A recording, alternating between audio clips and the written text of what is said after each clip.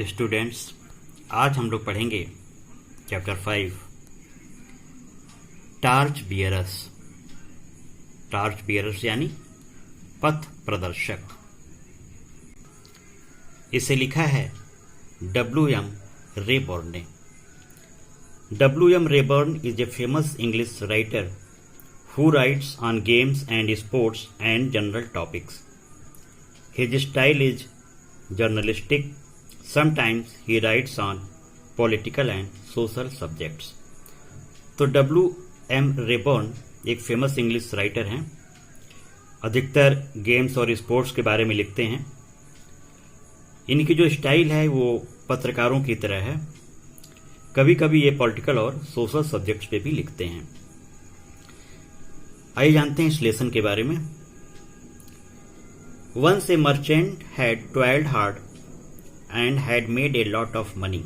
एक बार एक व्यापारी बहुत कठिन मेहनत किया जिससे वो काफी धनवान हो गया।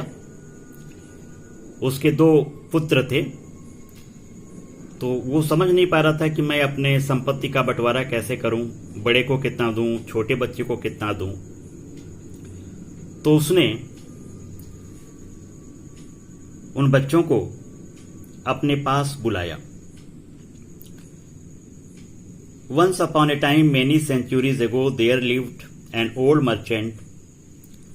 All his life he had toiled hard, buying and selling, with the result that he had made a lot of money. व्यापार की वजह से बहुत उसको फायदा हुआ, बहुत धनवान हो गया।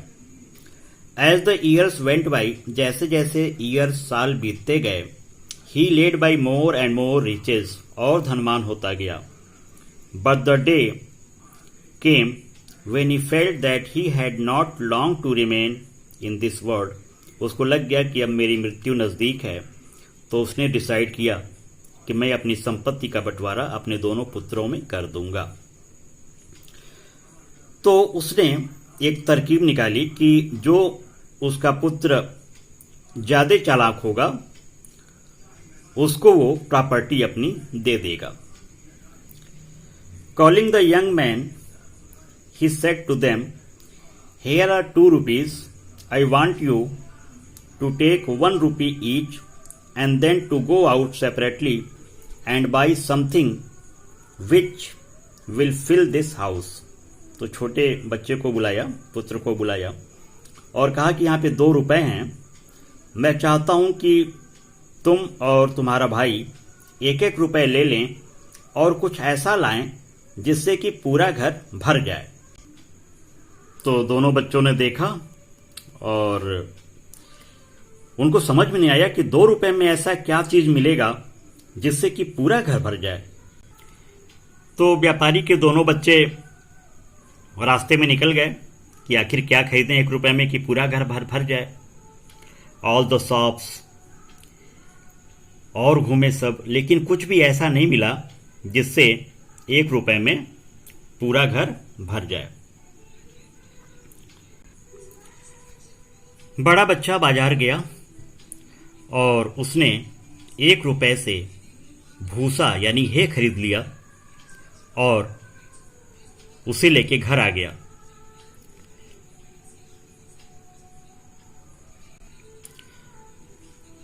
घर में भूसा रख तो दिया, लेकिन उसको महसूस हुआ कि अभी भी कुछ पार्ट फ्लोर का बचा हुआ है जहां पे भूसा नहीं पहुंचा है, हे नहीं पहुंचा है। इस बीच सेकंड सन बाजार गया और उसने 1 रुपए में 3 मोमबत्ती यानी कैंडल खरीदी और उसे लेकर 3 रूम में तीनों कैंडल को लिट कर दिया, जला दिया, जिससे कि रूम्स प्रकाशित हो गए। ऐसा देखकर व्यापारी बहुत खुश हुआ और सेकंड सन की चालाकी को उसने एप्रिशिएट किया और उसने अपने द्वितीय पुत्र को अपनी सारी प्रॉपर्टी और धन दौलत हैंड ओवर कर दिया। तो बच्चों, इस तरह से देखा जाए तो ज्ञान, चालाकी, इसकी सर्वत्र पूजा होती है। हमें भी किसी चीज को करने के पहले 2 बार सोचना चाहिए कि हम ऐसा क्या करें जिससे कि इस चीज को यूटिलाइज किया जा सकता है। इसी तरह हमें भी रुपए, पैसे, धन दौलत का इस्तेमाल अपने देश के लिए करना चाहिए और एक कोशिश करनी चाहिए कि हमारा देश, हमारी प्रतिभाएं कैसे आगे बढ़ें। No country can progress unless it had good citizen. कोई भी देश प्रगति नहीं कर सकता जब तक कि उसके अंदर अच्छे अच्छे नागरिक न हो। So that if we love our country, we want to serve it, we shall try to become good citizen. यदि हम चाहते हैं कि अपने देश की सेवा करें तो हमें अच्छे नागरिक बनना पड़ेगा।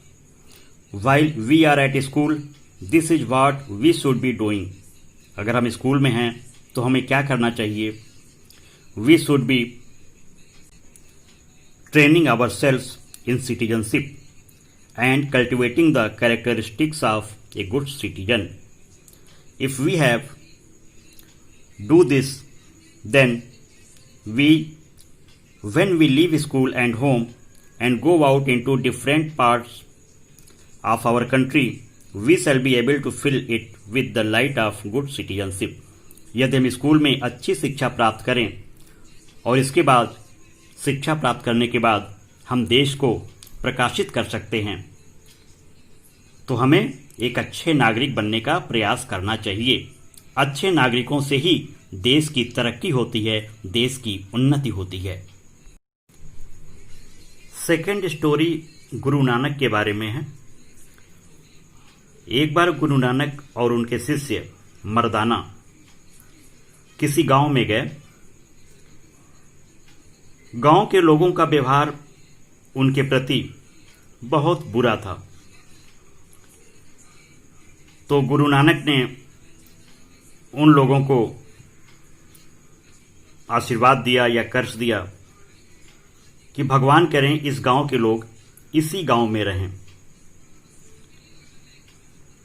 तो मर्दाना को बड़ा अटपटा लगा कि इन लोगों ने हमारे साथ इतना गलत व्यवहार किया और गुरु जी ने इन लोगों को आशीर्वाद दिया कि इस गांव के लोग इसी गांव में रहें। अगले दिन गुरु नानक और उनके शिष्य मर्दाना दूसरे गांव में गए। उस गांव के लोगों ने इन लोगों का बहुत सत्कार किया, सम्मान किया, आदर दिया। चलते समय गुरु नानक ने कहा, ईश्वर करें इस गांव के लोग हर दिशाओं में फैल जाएं। अब मर्दाना से रहा नहीं गया। मर्दाना ने कहा, गुरुजी, पहले गांव के लोग जो हम लोगों का जरा भी सम्मान नहीं किए, सत्कार नहीं किए, उनसे आपने कहा कि ईश्वर करें इस गांव के लोग इसी गांव में रहें। और जिन गांव के लोगों ने हम लोगों का सम्मान दिया, सत्कार दिया, अपने घर सहारा दिया, उन लोगों के प्रति आपने कहा कि ये लोग फैल जाएं। तो इस पर गुरु नानक मुस्कुराए। उन्होंने कहा, मर्दाना, मैंने पहले गांव के लोगों को जिन्होंने हमारा सत्कार नहीं किया, उनसे कहा कि इस गांव के लोग यहीं रह जाएं, मतलब बुरे लोग और दिशाओं में न फैलें, नहीं तो ये जहां भी जाएंगे अपनी गंदगी फैलाएंगे। और दूसरे गांव के लोग जो संस्कारित हैं, सच्चरित्र हैं, सत्कार करने वाले हैं, ऐसे लोगों को पूरे दुनिया में फैल जाना चाहिए, जिससे ज्ञान का प्रकाश पूरे दुनिया में फैले। इसलिए मैंने पहले गांव के लोगों को कहा कि वे इसी गांव में रहें, और जिस गांव के लोगों ने हमारा सत्कार किया उनसे मैंने कहा कि ये लोग पूरे दुनिया में फैल जाएं। तो बच्चों, इससे हमें ये शिक्षा मिलती है कि अच्छे लोगों को, ज्ञानवान लोगों को पूरी दुनिया चाहती है, उन लोगों का सम्मान करती है। जो व्यक्ति ज्ञानवान होता है, संस्कारित होता है, उसको दूसरे लोग बहुत सम्मान करते हैं और उनका उचित स्थान उन्हें प्रदान करते हैं।